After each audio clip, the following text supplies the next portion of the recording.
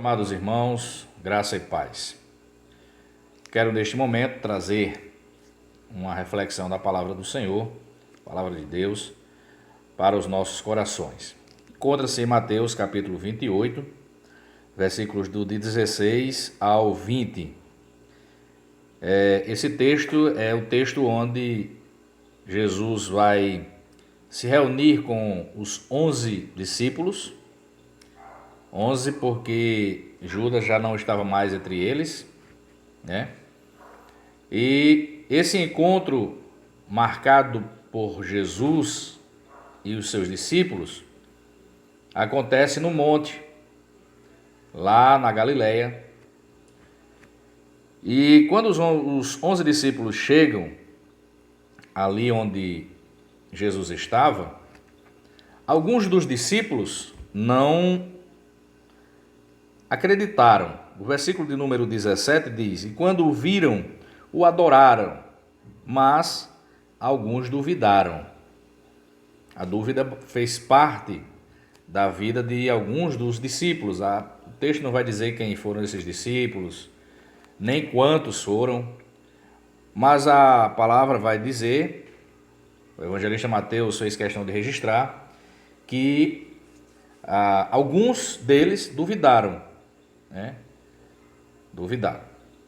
Ou seja, nem todos que ali estavam creram verdadeiramente que aquele era Jesus Cristo ressuscitado, embora tendo ele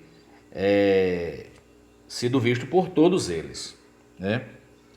Mas no versículo 17 diz que alguns duvidaram. No versículo 18, Jesus diz o seguinte: "Chegando-se Jesus, falou-lhes dizendo: É-me dado todo o poder no céu e na terra."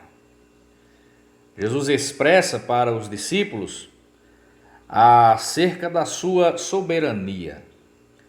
Jesus expressa aos discípulos acerca do seu poderio, da sua autoridade sobre todas as coisas.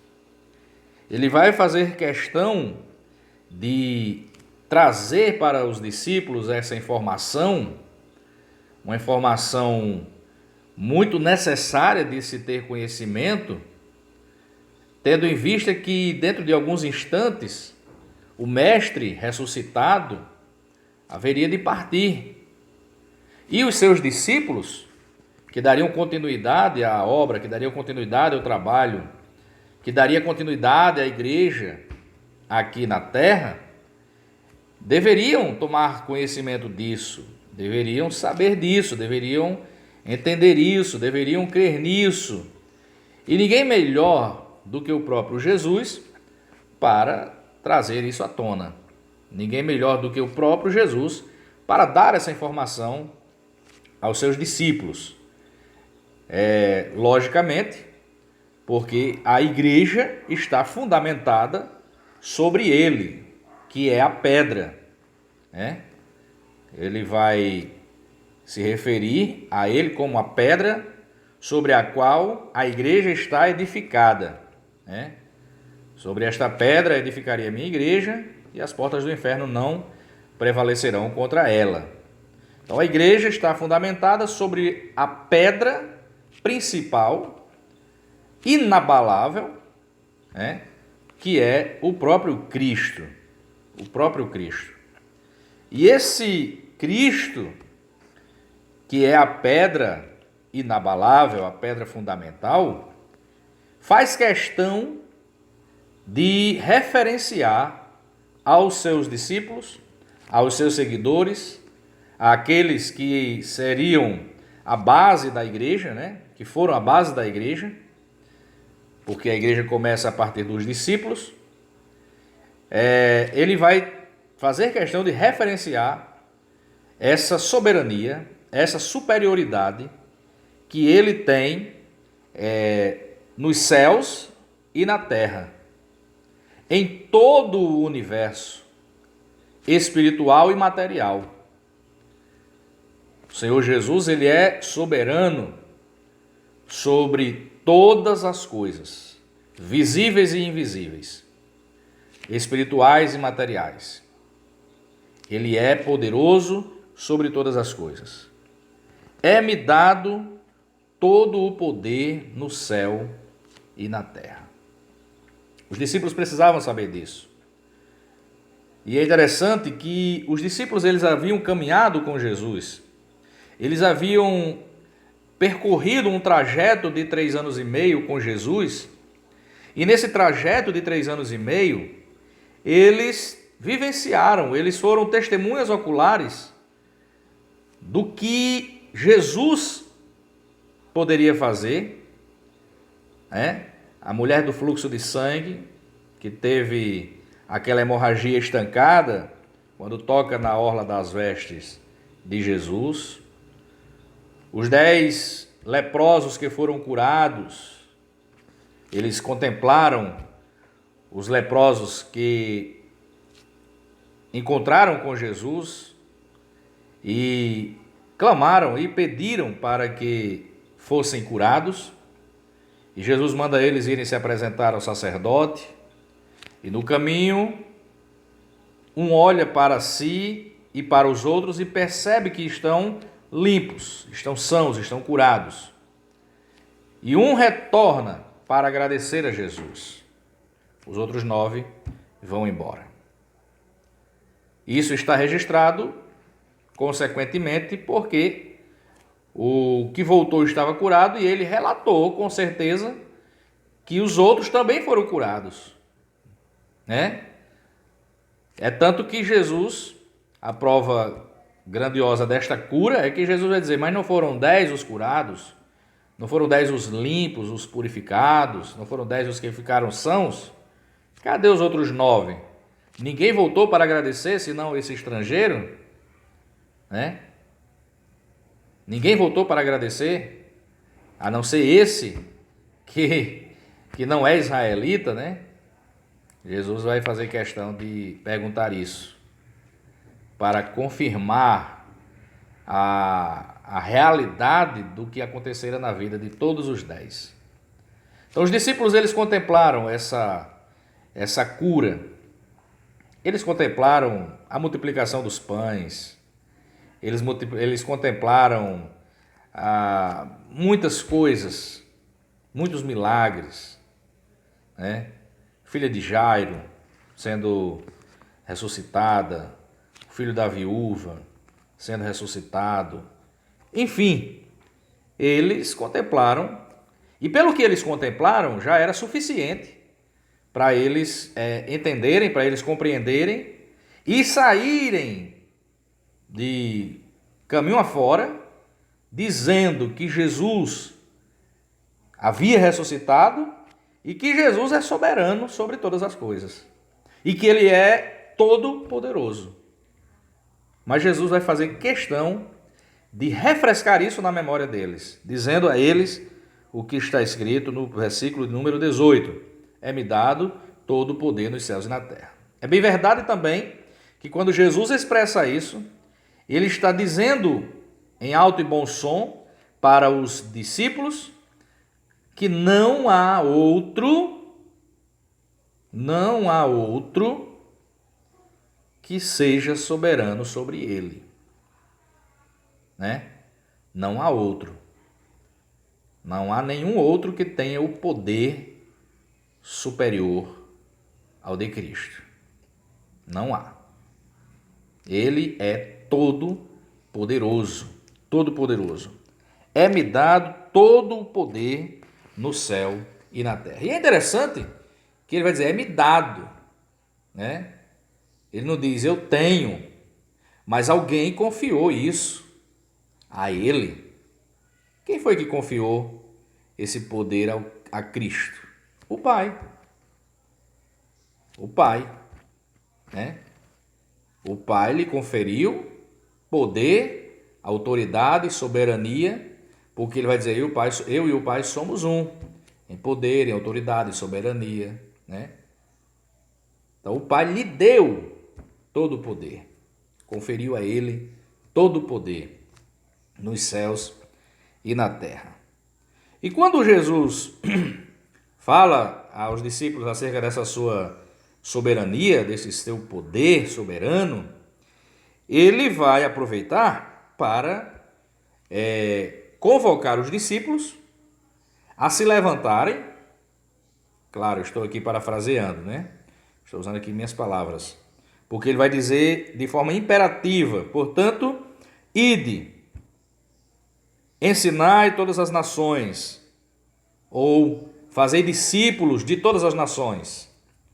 Jesus estava agora sendo recebido nos céus. Ele haveria de, dentro de alguns instantes, ser recebido nos céus. Mas o trabalho precisava continuar. A obra precisava continuar. O evangelismo precisava continuar. As vidas precisavam conhecer acerca desta salvação. As vidas precisavam conhecer o Cristo que ressuscitou. As vidas, os homens, precisavam tomar conhecimento de que Jesus não teve o seu corpo roubado, como os romanos fizeram, criando esta mentira para desviar o foco, para desviar a atenção e colocar a culpa nos cristãos, para colocar a culpa nos discípulos, porque eles sabiam que Jesus tinha ressuscitado. Os guardas que ficaram lá na porta do túmulo guardando, quando foram surpreendidos pelos anjos que foram lá retirar a pedra, eles caíram, eles desmaiaram. Mas quando eles acordaram, eles não acordaram com amnésia não, eles acordaram conscientes de que o Senhor havia ressuscitado. A prova disso é que a pedra estava removida e que o corpo não estava mais no local.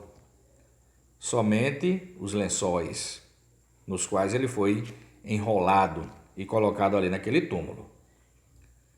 Então, os homens, eles precisam ouvir a palavra. Eles precisam receber a palavra. Eles precisam tomar conhecimento acerca da salvação eterna, da salvação que há em Cristo Jesus. E aí Jesus vai e, ao refrescar a memória dos discípulos, dizendo: é-me dado todo o poder nos céus e na terra, né? Confirmando isso aos discípulos. Agora Jesus diz: vocês agora vão e ensinem, façam discípulos de todas as nações, nos 5 continentes, nos mais de 200 países em que há no mundo, nos mais de 7 bilhões de habitantes. Vão e anunciem, vão e ensinem as pessoas, ensinem a minha palavra, ensinem acerca de mim, façam discípulos. Façam discípulos, né? Foi isso que Jesus orientou aos seus discípulos. Vão e façam discípulos. Ensinai todas as nações, batizando-as em nome do Pai, do Filho e do Espírito Santo. Essas pessoas que ouvirão a palavra e as que crerem nessa palavra, elas deverão ser batizadas. Por isso que o batismo é pós-conversão. Não é antes da conversão, porque o batismo é um sinal de que houve a conversão, né? O batizado ou batizando, ele está ali confirmando uma decisão que ele tomou ao ouvir a mensagem do Evangelho, ao ouvir a mensagem de Cristo. E aí agora ele segue a orientação de Jesus, dada aos seus discípulos, batizando-os em nome do Pai, do Filho e do Espírito Santo. Não somente isso, mas também ensine a eles, ensinando-as, versículo 20, ensinando-as a guardar todas as coisas que eu vos tenho mandado, né? Os discípulos haveriam de ensinar a palavra, ensinar acerca de Cristo, ensinar acerca do novo nascimento, da conversão e aguardar tudo o que o Senhor ensinou, tudo o que o Senhor ordenou, tudo o que o Senhor mandou. Os discípulos, eles tinham a responsabilidade de anunciar, de ensinar de fazer discípulos, e esses discípulos fazerem outros discípulos, e aí haver essa multiplicação do discipulado, certo? A multiplicação do discipulado. E a parte B do versículo 20 é exatamente o fechamento, é o selo para que os discípulos, eles anunciem, eles ensinem, façam discípulos, orientem os discípulos a guardarem tudo o que Jesus ensinou, tudo o que Jesus orientou, certo? Eles haveriam de enfrentar as intempéries da caminhada, porque eles agora estavam anunciando o evangelho do reino, o evangelho da luz. E Jesus disse: vós sois a luz do mundo.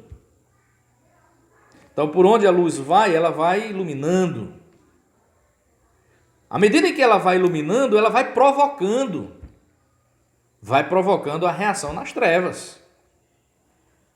À medida em que a luz vai chegando, tudo vai sendo esclarecido, tudo vai se tornando visível, tudo vai se tornando palpável, tudo vai se tornando conhecido, né? Quando a gente anda no escuro, a gente não sabe onde está pisando, se está pisando numa pedra, numa cobra, se não sabe se está pisando no escorpião, se está pisando dentro de um buraco, numa terra plana, numa terra acidentada. A gente não sabe, porque nós não temos a visão. Estamos sem luz, estamos no escuro, né? Você tem apenas uma noção de caminho, apenas uma noção de rumo, mas pisar no lugar com clareza, né, com segurança, com firmeza, não temos. Somente quando a luz chega é que se consegue pisar no lugar com firmeza. E aí os discípulos, que foram feitos luz do mundo, o próprio Jesus vai falar sobre isso, né? Vós sois a luz do mundo, né?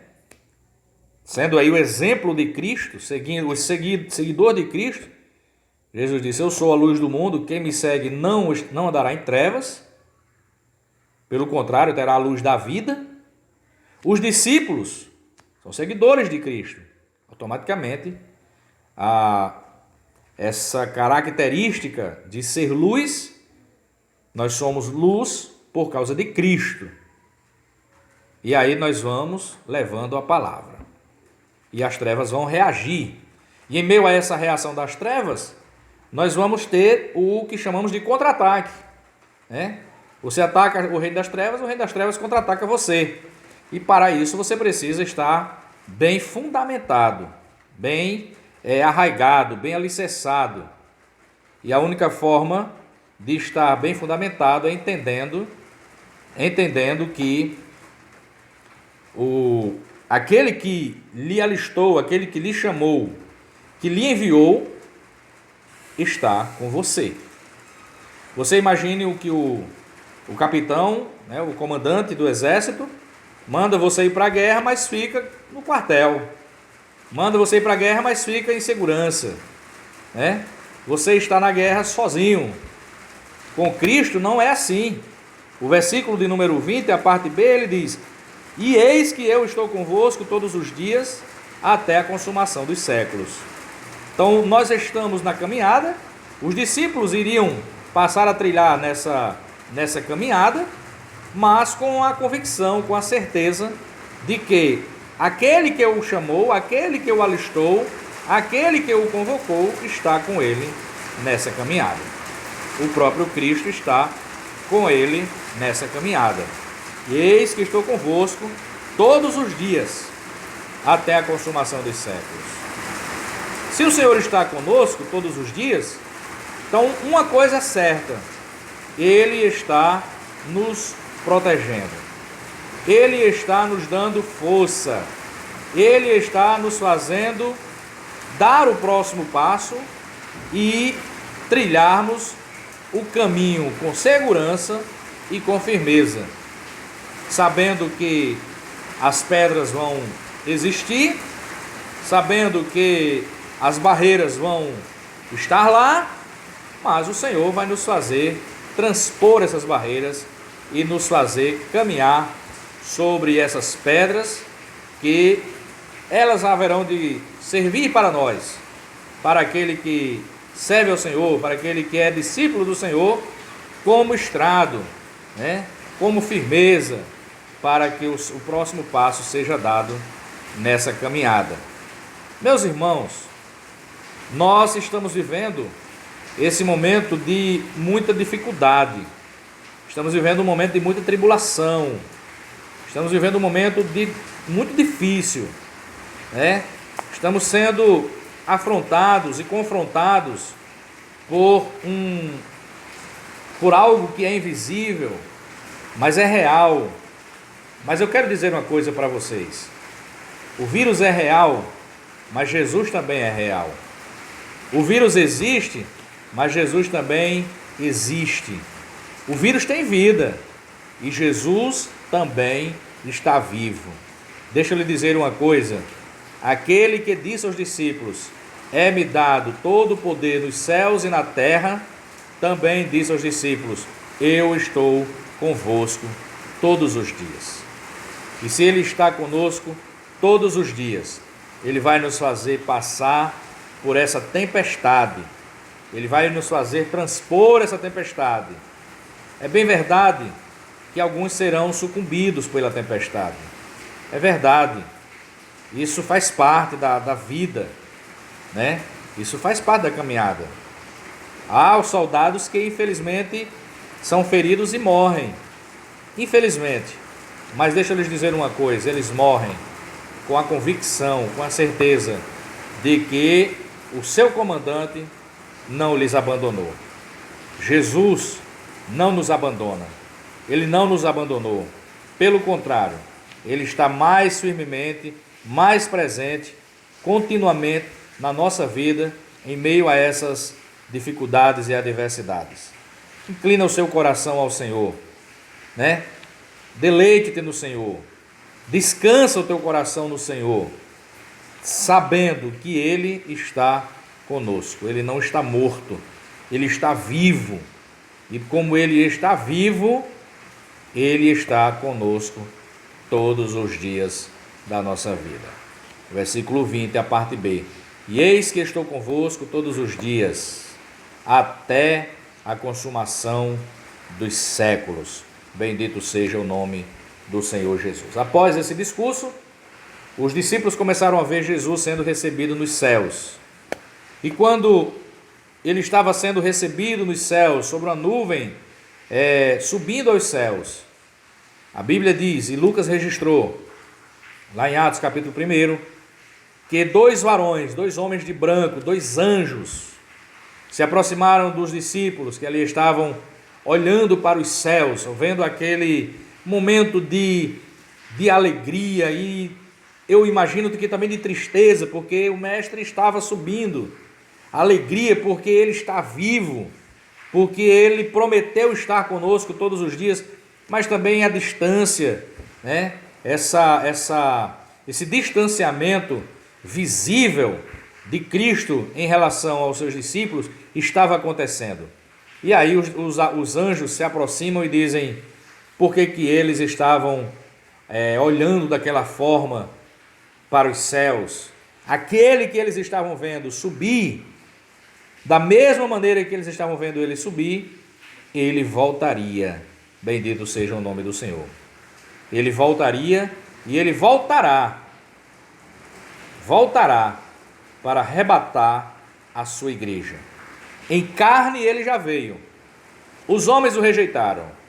Em espírito, ou glorificado, em espírito não, glorificado, ele voltará para arrebatar a sua igreja, que anuncia, que fala e que diz a todos os homens que o fim se aproxima, que Jesus voltará. E embora que a maioria, ou que um grande número dos que ouvem essa mensagem critiquem, zombem e não deem credibilidade a esta palavra, mas ela é a verdade. Ele voltará em breve. Se prepare, meu amigo. Entregue o seu coração ao Senhor, entregue a sua vida ao Salvador Jesus. Meu irmão, conserta a vida, conserta o altar. Se prepare, porque nós estamos vivendo os momentos finais. E mesmo nesses momentos finais, onde muitos até acham que Deus se esqueceu, Ele está presente, cumprindo a sua palavra. Eis que estou convosco todos os dias até a consumação dos séculos. Que Deus abençoe a sua vida e o seu coração, no nome de Jesus. Amém.